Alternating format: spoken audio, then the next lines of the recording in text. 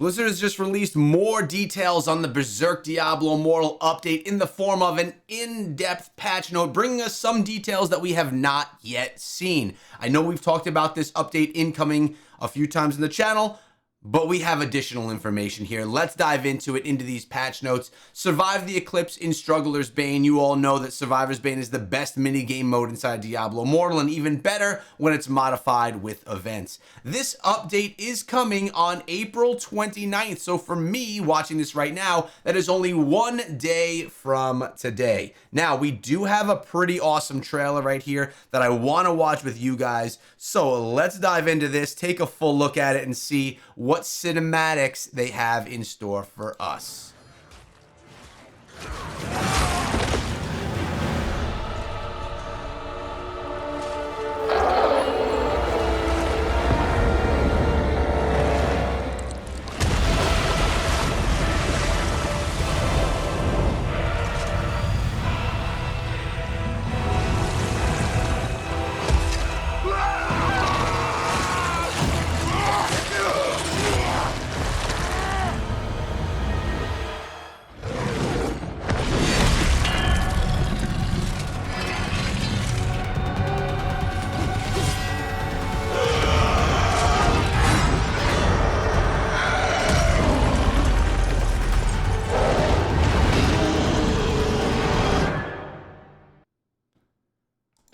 I'll tell you guys what, the Necromancer and Barbarian got a really nice highlight in that one right there. That trailer looks absolutely insane.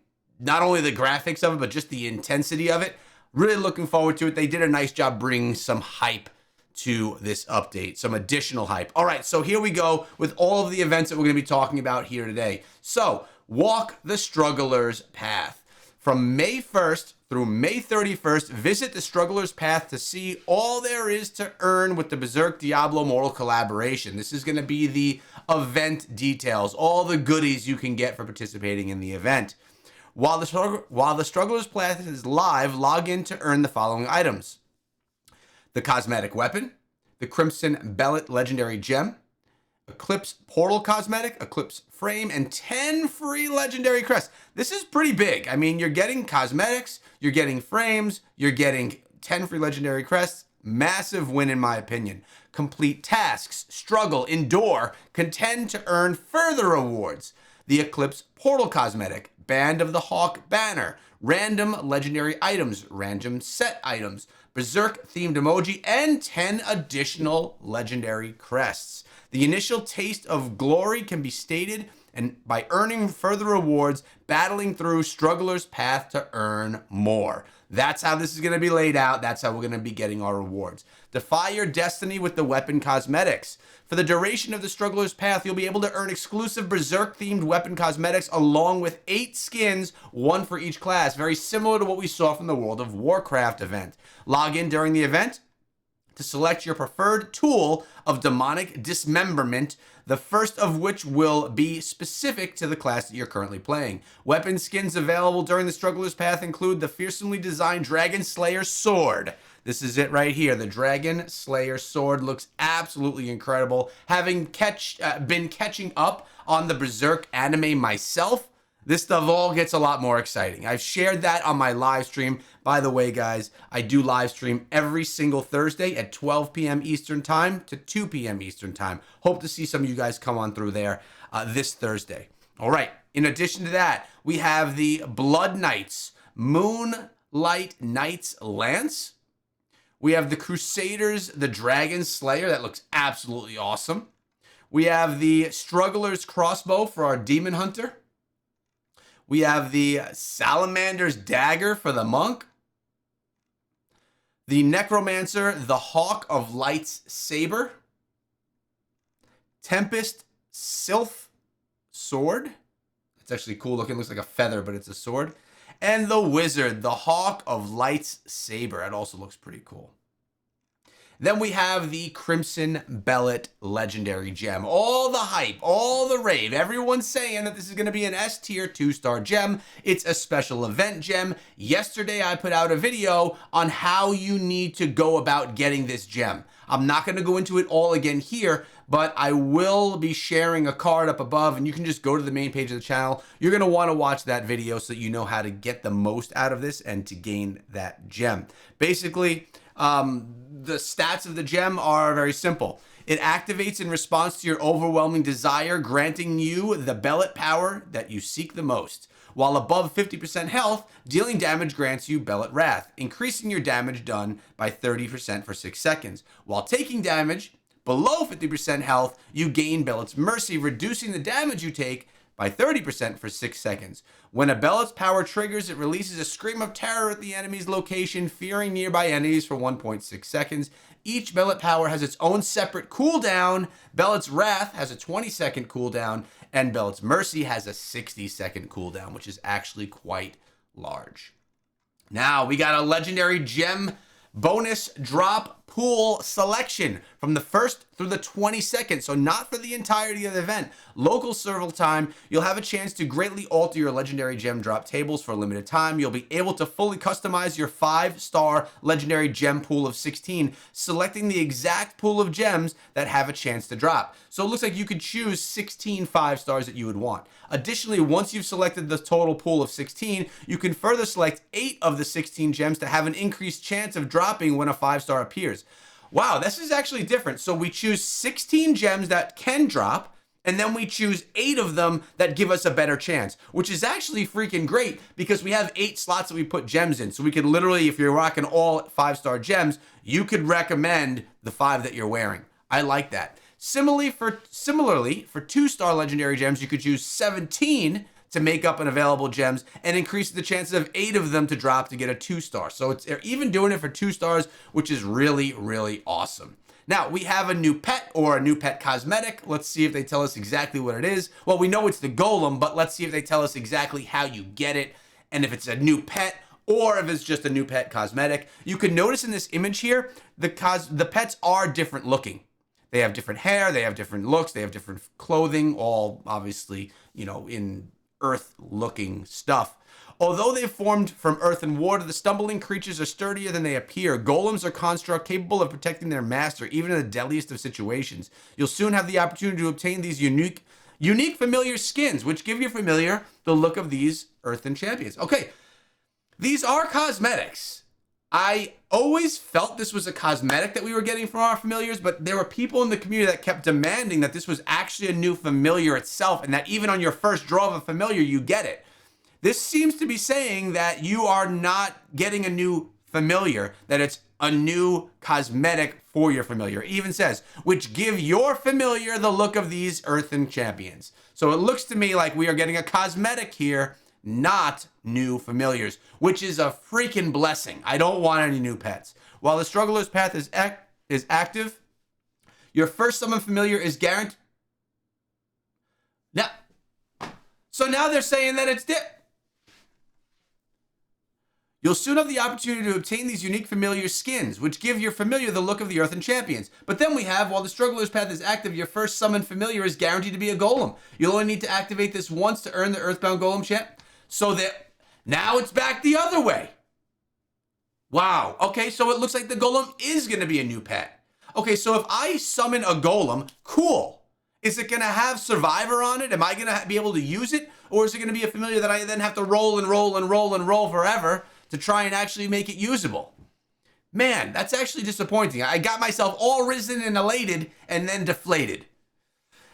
Much like nature, a golem can transform beautifully, as you'll be able to customize this familiar skin. Combine decorations to make your golem companion unique to you. They made this very confusing. First, they make it sound like you're getting a cosmetic. Then they say that it's a new champion. So that's actually a little bit frustrating. I'm not going to be pushing for this new one because I am not getting, unless if I unlock it and it's better than my familiar I'm using, that'll be awesome. But what are the odds? All right, so we have Struggler's Bane. Now, keep in mind, I can just tell you the details here. Every 2 minutes inside of Struggler's Bane, you get an eclipse. And with that eclipse, you get a new boss that spawns. And throughout the battle, you have new enemies that you're going to be encountering. So it says right here, while Survivor's Bane is active during the Struggler's Path event, you're able to fight within the eclipse itself. Every other minute, you'll expand the full eclipse for 60 seconds. Rally through your side by side with your band of the Hawk, fighting for your life despite the brand of sacrifice. I thought they said it was a 2-minute cooldown every 2 minutes. Oh, it's saying that right here. It's every 60 seconds. And I think a new boss or something comes every 2 minutes. Something was regarding 2 minutes there. All right. Either way, new event, new enemies, new bosses, new excitement.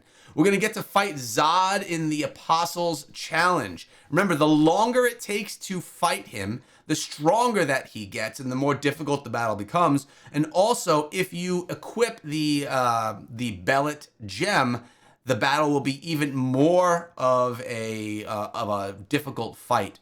Those who hold the Crimson Belllet Legendary Gem will have the ability to face an even more powerful Zod, all right? So if you want to challenge yourself even more, throw on that Crimson Belllet and see what you can do with it. Get that bigger fight.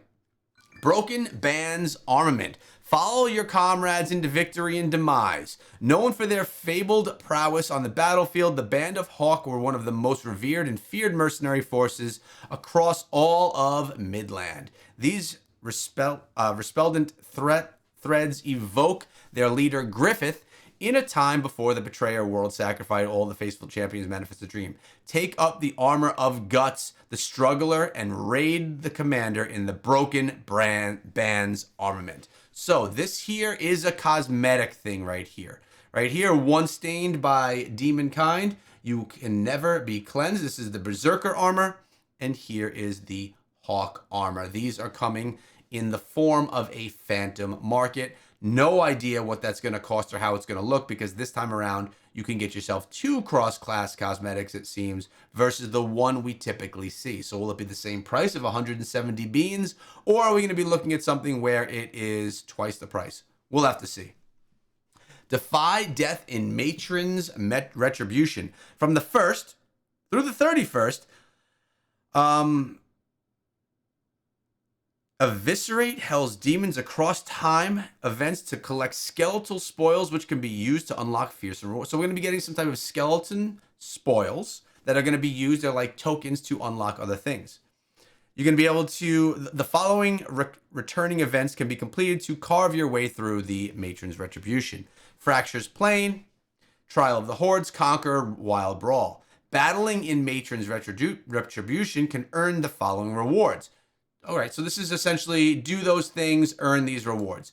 2 Teloric Pearls, 2 legendary items, 4 set gears, 10 1-star gems, 1-star legendary gems, 800k gold, 2800 scrap, 240 dust, 28 aspirin keys, and 16 normal gems. Some other returning events we have from the 2nd through the 5th is Alley of Blood.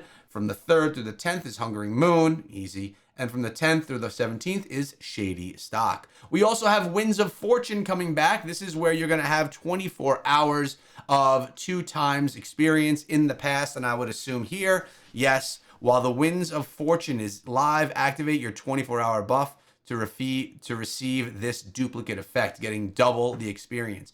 May 1st through May 8th. If you don't activate it one of those days, it will automatically activate on that final day on the 8th or the 7th. During the Winds of Fortune, the 4-player normal party gem bonus drop will be doubled and unaffected by a daily cap. And only the first 12 common gems of the day will be tradable. All right, so here are the things that are going to get double of. Gold, experience, battle pass points, normal gems, legendary items, and regular items. Items from these activities will drop in duplicate quantities. Bestiary, challenge rifts, bounties, fishing, dungeons, purge the depths, accursed towers, hidden lairs, farming in the wilderness, and codex activities. Remember, battle pass rewards will not be doubled. So just how you get through your battle pass will be quicker, not the rewards you get. We have our battle pass level 39 Blessed Din. It looks like Kiss. This looks like the rock band Kiss. Am I wrong? That's what it looks like to me.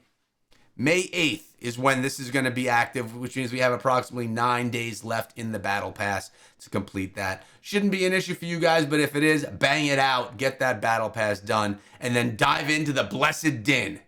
I'm not big into Kiss, but I'll spend the $5 to get the cosmetic unlocked anyways. Man, that is some hair right there, huh? Sheesh.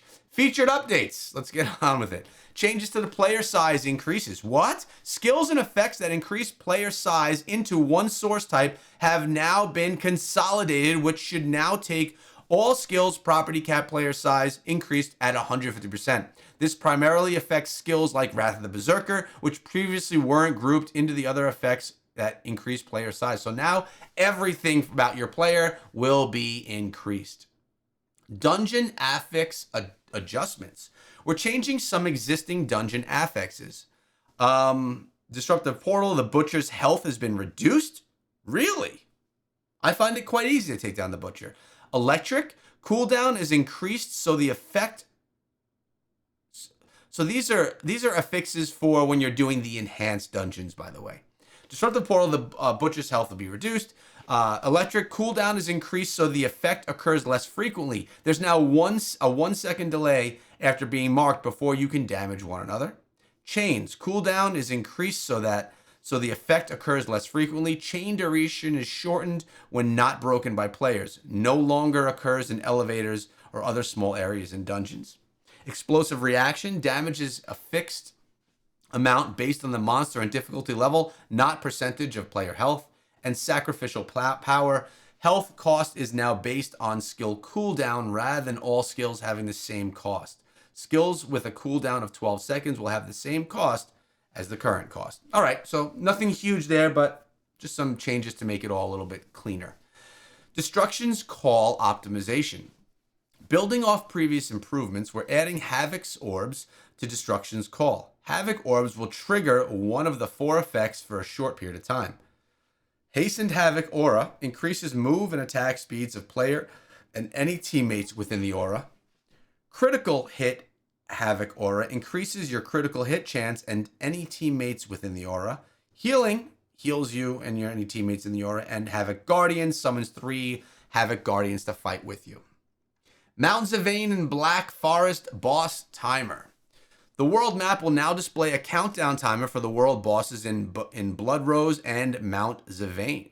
A gray icon on the map will indicate where a boss is, but not.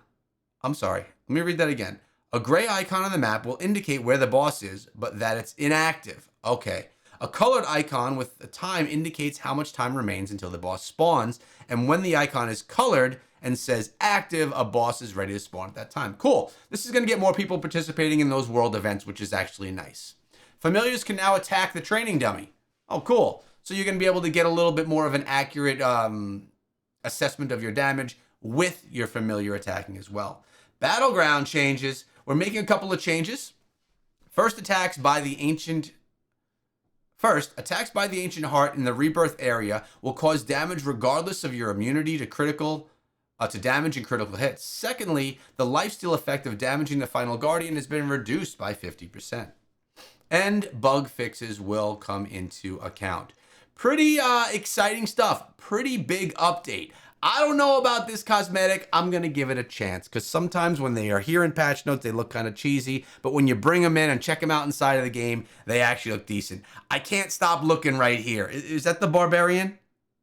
He looks kind of silly with that hair. I'm just saying. Everything looks really good to me. I'm excited for the events. 2 times XP, a bunch of other things that we can get used to. Make sure you dive yourself into the game. Don't miss this update. It's one of the bigger ones that we're going to get this year. Obviously, we're also going to get a new class, and we'll probably get a new zone towards the end of the year. But crossover events like this, Diablo Immortal Berserk one, are always a lot of fun. Guys, make sure you subscribe to the channel because when I go live on Thursday at 12 p.m. Eastern Time, midday, lunchtime for me, I want to hang out with you guys. I'll see you there.